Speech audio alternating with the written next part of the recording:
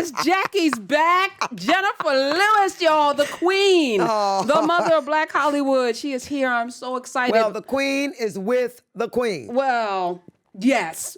There are enough crowns to go around. I think people You don't believe understand that, They don't baby? understand. We can wear all what you think wear this our is. crowns. Ah. Yes. Thank you. You know, last time I saw you was before the pandemic. You were here with DJ. Y'all over there with Yes, Bevy. ma'am. With Bevy, the Bevy wonderful Smith. Bevelations. I love me some Yes. Bevy. Yeah. And we were, chatting, and I said, I want to talk with her. People assume that we've talked before, but we haven't. And I feel like I've talked to you in my head so many, many times. No. Reading this book, I actually paid for it, downloaded the audio. Thank you. So I snatched the book here. You're going to sign it before we leave. No problem. My pleasure. You wrote, I had to become this book in order to write this book. Walk us through that. Walk us through the alchemy of the trauma, the drama. I knew that. First of all, you have to have a lot of audacity to write a book called Walking in My Joy. Who does that? So, wow. I threw the manuscript in my pool.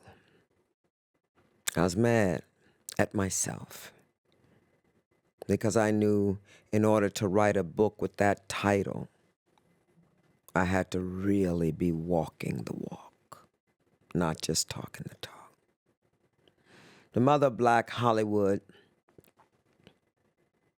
was about how I survived. This book tells you how I'm living. I'm not just here to watch life. I live it to the fullest. I live out loud. I have built a big, bold life. I used to think I was dumb and I had a big problem with it too, because I was the class clown and I never paid attention in school. Don't do that. Pay attention. So I did the work. Found out I was bipolar. I can give it to you step by step. You interrupt me when you want. No, I'm never going to interrupt you. No. That's Okay, not how this here it works. is. Here it is, Morning Glory. Came from great poverty. Where's my camera? No, I need to know. I'm an actress. It's, right there? It's one of them. Okay. Yes, there you go. Because I want to Perfect. speak Perfection. directly to the students.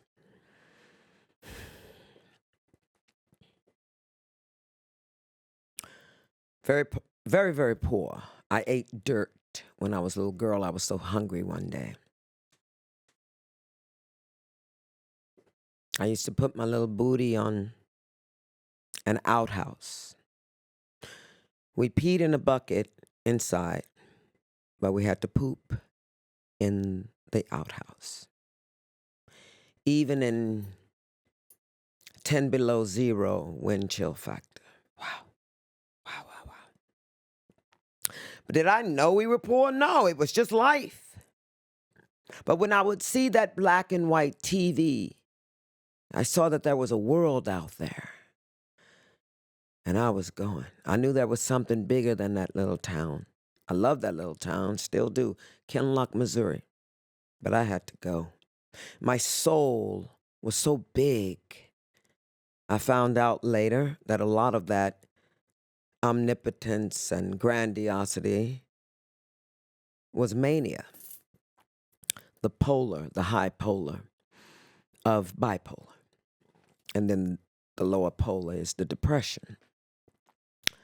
So came on up through high school, became the president of my class and captain of the cheerleading squad, and started to see that I was an alpha, that I was a leader, you see. Got to college, took over the theater department. All I wanted to be was a star, because I wanted my mother to love me. And now I am one. and she's not here. She saw my success. She died about, I think it was 6 years ago. And it was one Christmas, she was standing there with my little poodle. And I saw her standing by that big Christmas tree, and she seemed so small. With the dog, she was so loving. And that was the moment I said to myself, let it go, Jenny. Let it go. You got to let it go, kids. You got to do the work. You got to journal. You got to get those feelings out. You got to take the stairs to success, not the elevator, because it won't mean anything. And then after college, I went on to New York, got my first Broadway show in 11 days. Did 3 Broadway shows. I met Bette Midler, went out on the road with her as one of her backup singers. I was a harlot. Came back to New York, did a club act. Eddie Murphy's manager was sitting there. He said, damn, let's go make this one a star. But it was the height of the AIDS epidemic. And all of my friends were dying, so I fell apart. One of my good friends who I respected, keep friends around you that will tell you your boyfriend is an asshole or your girlfriend. You got to keep friends around you. No man is an island. So be a village. Find your village. And then I'm on the road with Bette. Oh, yeah. Here we are. Eddie Murphy's manager said, come on, be a star. But I fell apart. I would go into auditions and just couldn't do it because I didn't know who I was. I was falling apart. I was mourning, manic and depressed. And I got pregnant, broke out in hives. And the day I got the abortion, they went away. I was just stressed. I knew I couldn't be a mother. I wasn't treated yet. I knew something was wrong. So she said to me, you've got to go get help. I'm like, bitch, I'm Jenifer Lewis. Ain't nothing wrong with me. And yes, there was. So I stayed in treatment. Took her 5 years to convince me to get on medication because I was scared it would take my edge of acting, away. And I stayed in. I said at the Hollywood Walk of Fame in my speech, it was not the work on camera and on stage. It was the work I did off. So that day when I received the star, I was in my skin. I was aligned. I knew to be grateful. I knew it was big. I knew I'd earned it. And I knew I didn't have to say I earned it because everybody knew it. What I said was thank you. But I was a star before that star. But I was in my skin on that day. I told a reporter if I'd gotten it a day earlier, I wouldn't have known what to do with it. Things come on time. Be patient in your dreams. Just be patient. What are you doing? That was July 15th of this year. You got that star, July 15th. As you're talking, as I'm reading, because most of this is in Mother Black Hollywood, right? So and as I'm listening to this, because I downloaded, as I told you, I paid for this book. As I'm listening, I was like, what if people didn't read the first book? Because you drop some things in here, which I'm going to get to in a second, not just the wheat, grass, enemas and stuff, but, which, very interesting. So when did you know, because when you were growing up, when I was growing up, to admit that you had any kind of mental health issue was just not heard of in the black community. We all have that special relative that may live over the, kitchen. We all have a cousin or uncle, but we don't admit that, right? When did you know that you had to go get help? Because I think a lot of people need to hear that. And I'm grateful that we've both lived long enough to see no longer a stigma, the stigma that took your cousin Ronnie, no longer the stigma around being gay, no longer a stigma around having HIV, there's now, pills, no longer a stigma around being mentally unwell. It's the same now as having diabetes or, and it should be. Yes. It's a dis-easement. So when did you know? And then what did you do? Take us through that. Well, here's the thing, y'all. I've always been honest. I knew my mother said, don't lie. So I didn't lie. I told the truth. Told the truth. Let me put this. I want to put Was this there a in words. moment? No, there was no moment. I was born with it. I was born with this charisma.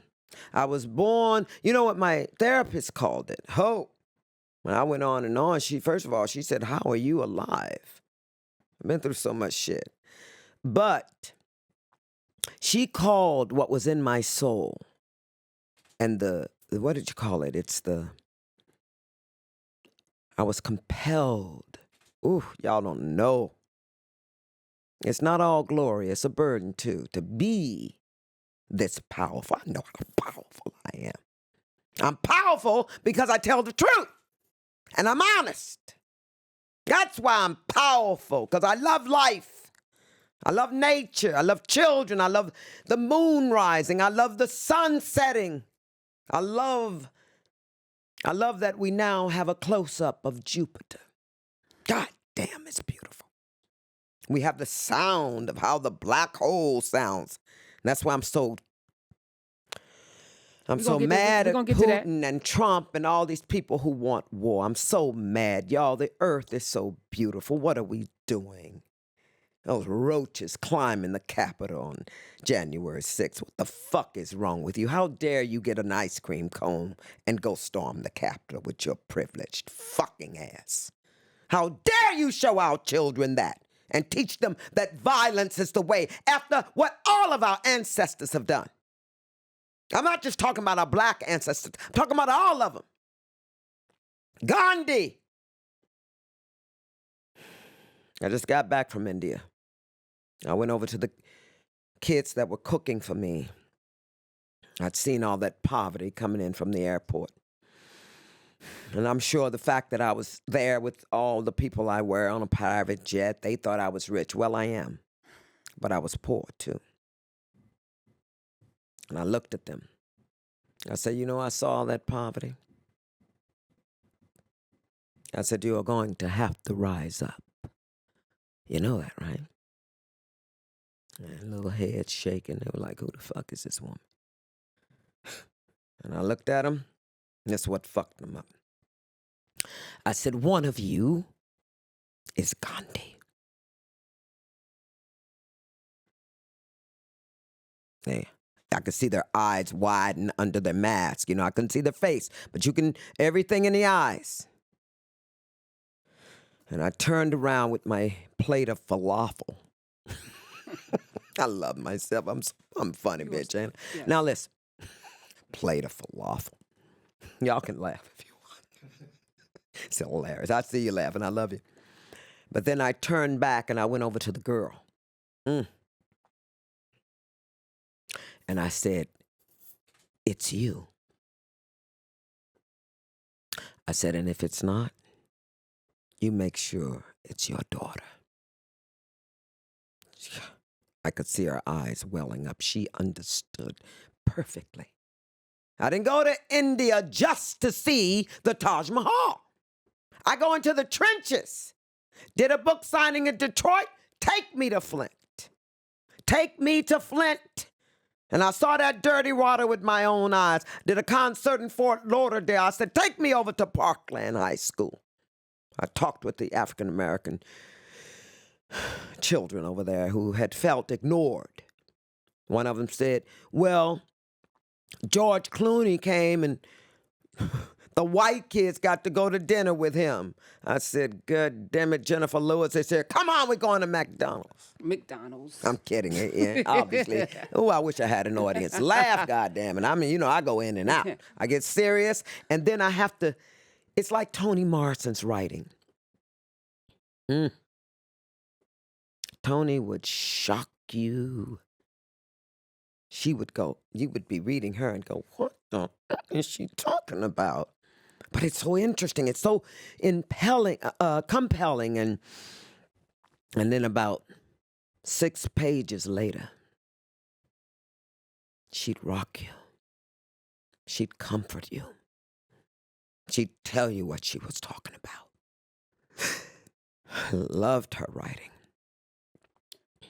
I have a pin quote. I hope I answered your question. No, I you haven't didn't. answered You didn't, one but that's question. all right. No. I'm Say gonna it keep though, asking. and I'll keep give you a asking. sound bite. No, don't No, worry about say it. I got this. Did you? I'm gonna I know hold what ahead. you did. I'm gonna hold ahead. You asked me when got this. was there a moment? And I'm gonna compound this Okay. question with it. Would there be a Jenifer Lewis without the trauma, without the abandonment, without the rape, without No, I wasn't raped.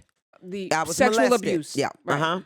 Which to me, of a child, that is rape. You know, because Oh, you're stealing a child's innocence and you're taking, absolutely. you're destroying There's his no- murder of a spirit. Yeah, you can't weigh Right. No, and I injustice. don't think we should. I think we should use the harshest language for this. Okay, you know, but I don't want them to think that I was raped. I was not raped. You were inappropriately touched. Absolutely.